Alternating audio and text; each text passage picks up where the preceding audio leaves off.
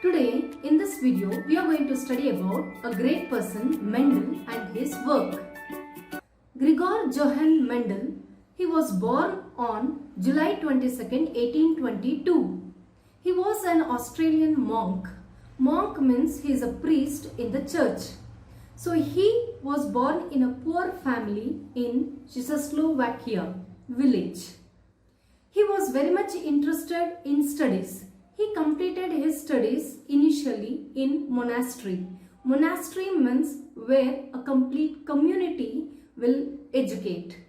Later on, he was very much interested in natural science and mathematics.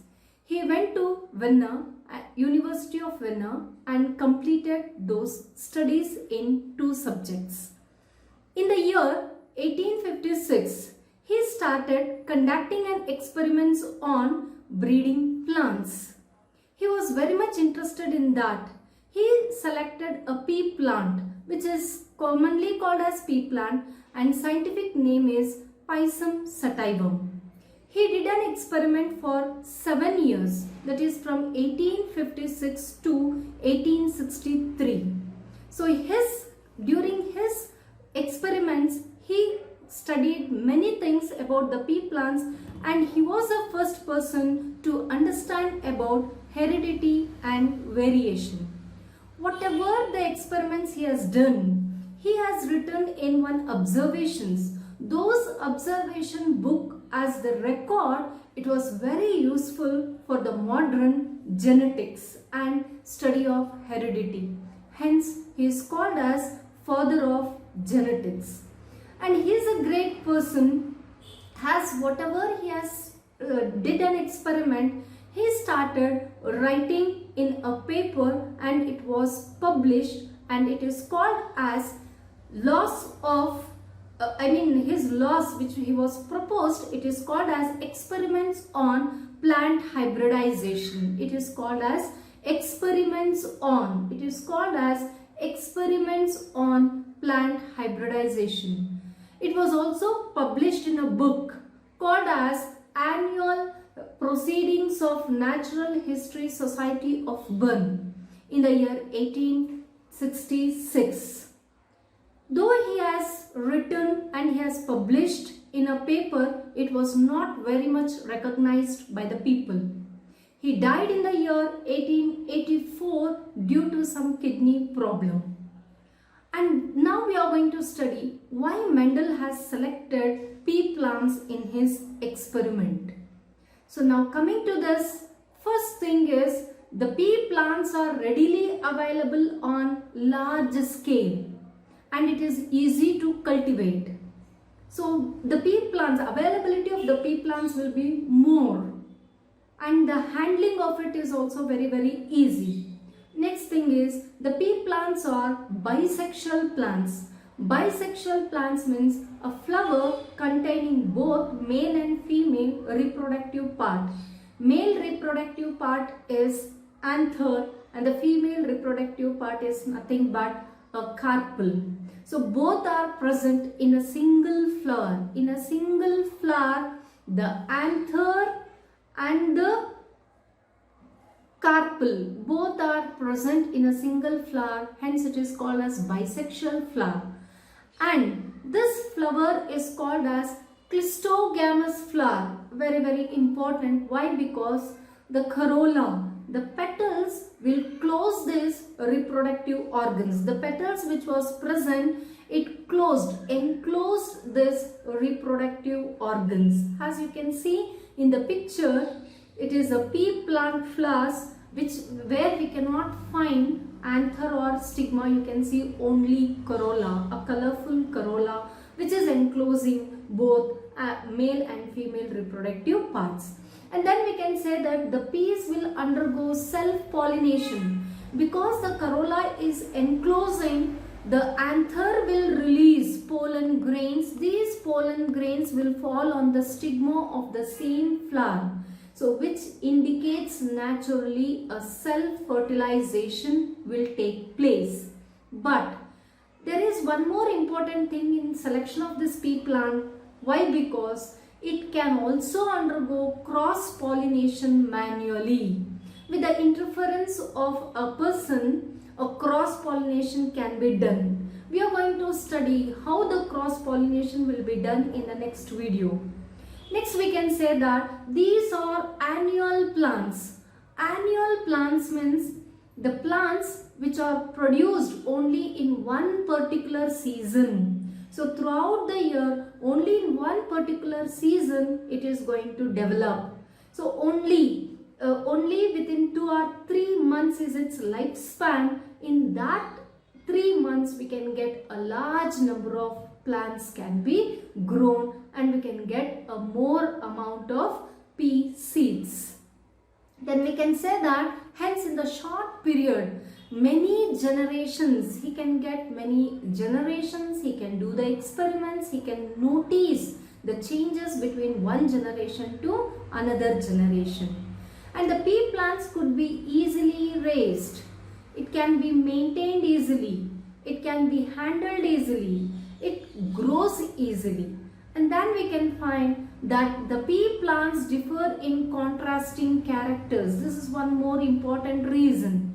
The pea plants has contrasting characters. Contrasting means opposite. So there are many opposite characters are present in the pea plant.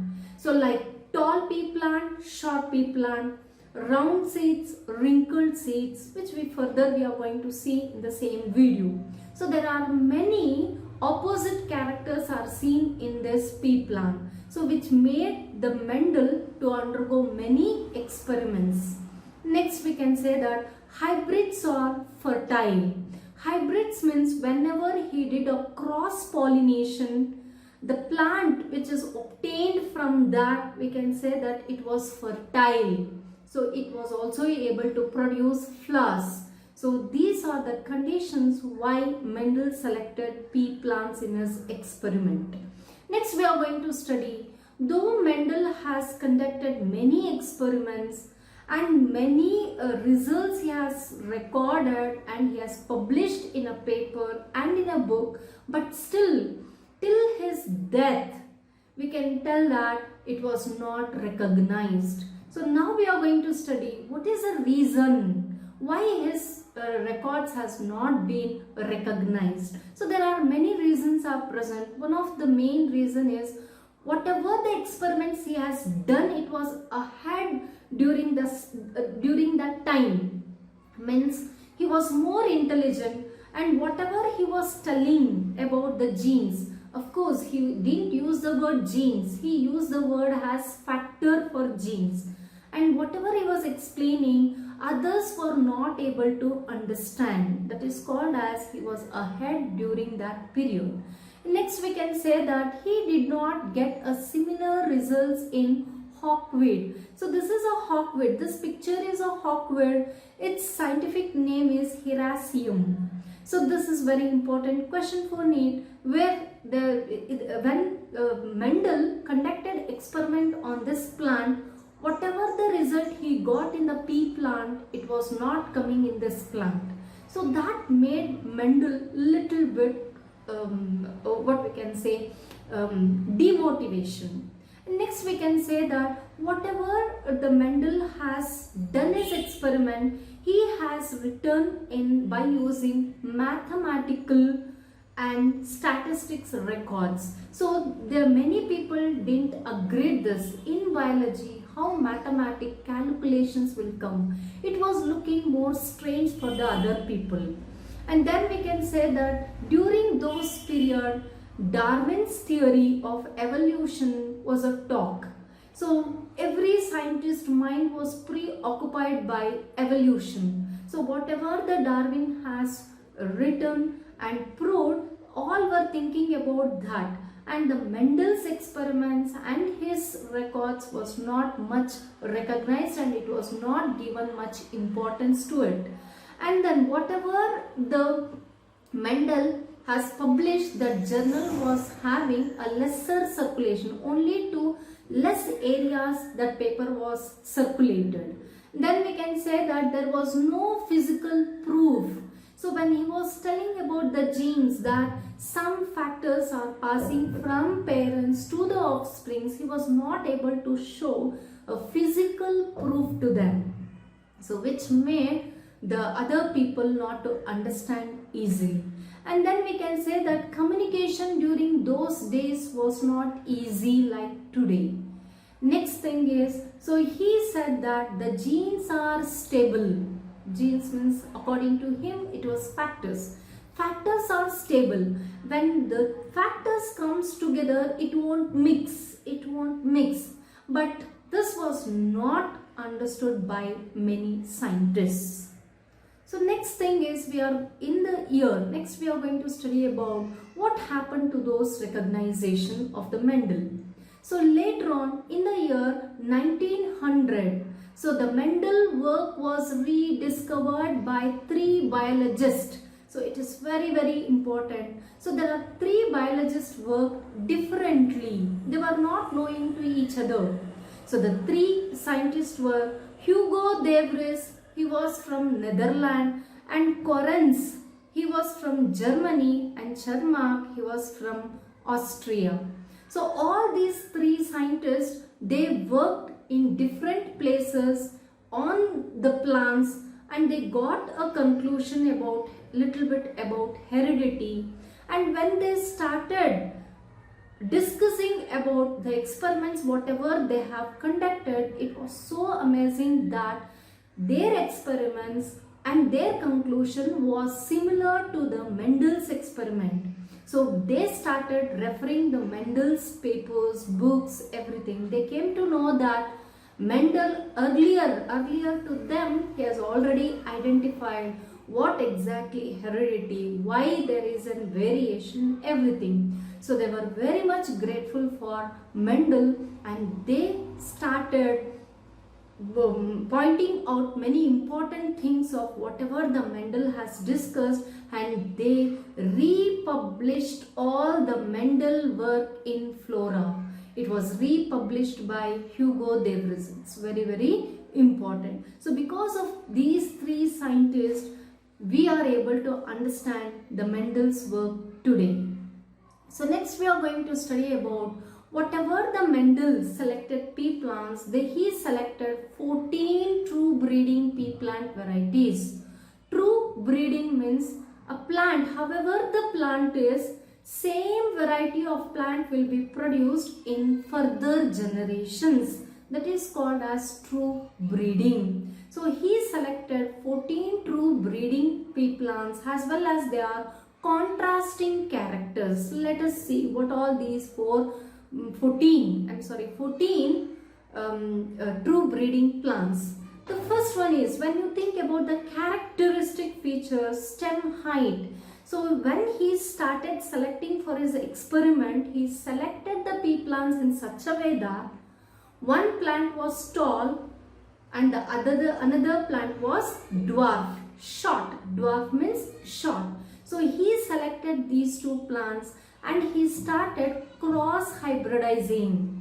Actually, this tall plant is called as a true breeding plant. Why? Because this plant, if it produces the seeds, those seeds if you collect and if you sow it, if it is producing 100 seeds, 100 seeds will also produce tall plants only. Hence it is called as true breeding plant. If you are collecting the seeds from the dwarf plant, imagine you are collecting 100 seeds, all 100 seeds if you sow, all of them are going to produce short plants only.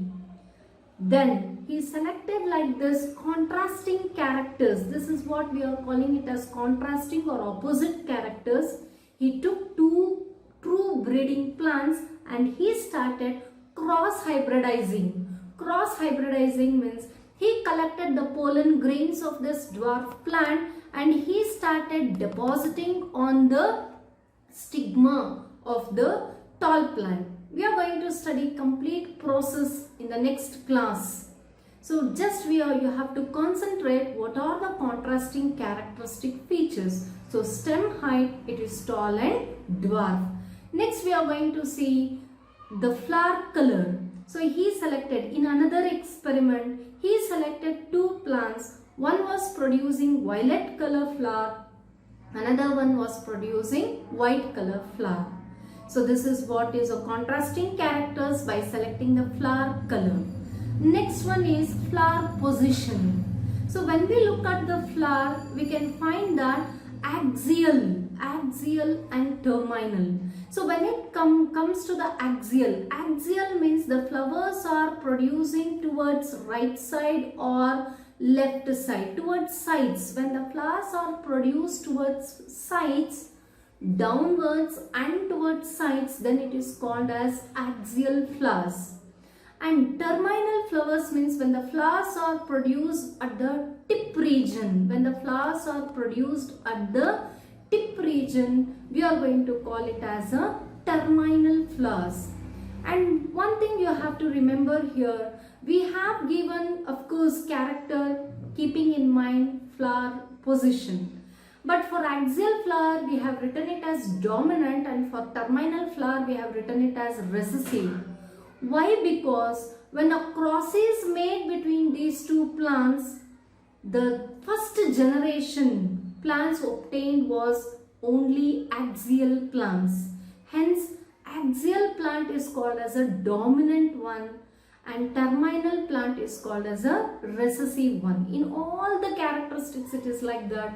The dominant one will show its features, physical appearance features in F1 generation. Then we are going to call it as a dominant character. So in the next character we are going to see pod shape. So this is outermost, whatever the shell is present, outermost what we can say seed coat, that is called as a pod. The pod shape, if you see, it is inflated. Inflated means it is just flat. It is just flat. It is called as inflated. Outermost seed coat will be flat. But if you see here, in the other case, the recessive character, you can see it is constricted. Constricted means it is like this. It is having, the seed coat is present like this. So think only about the pod. This is called as pod shape.